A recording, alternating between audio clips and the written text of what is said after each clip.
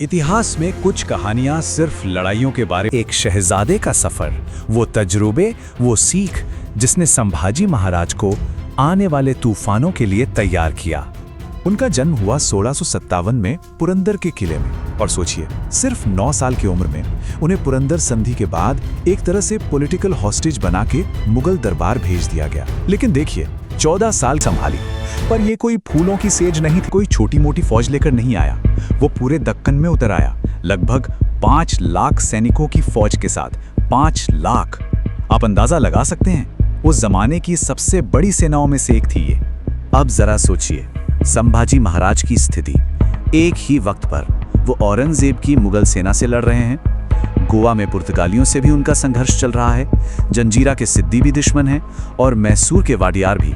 मतलब चारों तरफ से दुश्मनों से घिरे हुए थे वो। इतने दुश्मन, इतना प्रेशर, लेकिन मराठी थी। और इस रेजिस्टेंस का सबसे बड़ा, सबसे शानदार उदाहरण है रामसेज किले की घेराबंदी। नासिक के पास एक छोटा सा किला, जिसे मुगलों की इतनी विशाल सेना 1-2 साल नहीं, पूरे 7 साल तक नहीं जीत पाई। सोचिए, मुट्ठी भर मराठा सैनिकों ने क्या कमाल कर दिखाया होगा।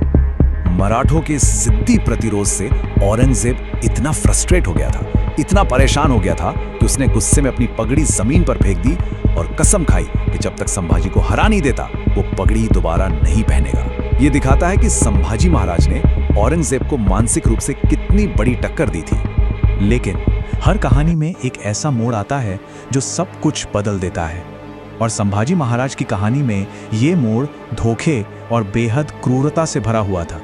साल था 1689, जगह थी संगमेश्वर। संभाजी महाराज वहां एक जरूरी स्ट्रेटेजिक मीटिंग के लिए रुके हुए थे, लेकिन उन्हें क्या पता था कि धोखा उनके इतने करीब से आएगा। उनके ही एक रिश्तेदार गनोजी शिर्के ने विश्वासघात किया और उनके वहां होने की खबर मुगलों तक पहुंचा दी। और इसके बाद जो हुआ, वो शायद इतिहास के सबसे काले, सबसे क्रूर पन्नों में से एक है। उन्हें पकड़ लिया गया, औरंगजेब के सामने उनका अपमान किया गया, और फिर अगले लगभग 25 दिनों तक उन्हें ऐसी ऐसी भयानक यातनाएं दी गईं जिनके बारे में सोचकर भी दिल दहल जाता है। और आखिर में 11 मार्च 1689 को तुलापुर में उनकी हत्या कर दी गई। औरंगजेब ने उनके सामने 3 शर्तें रखी थीं।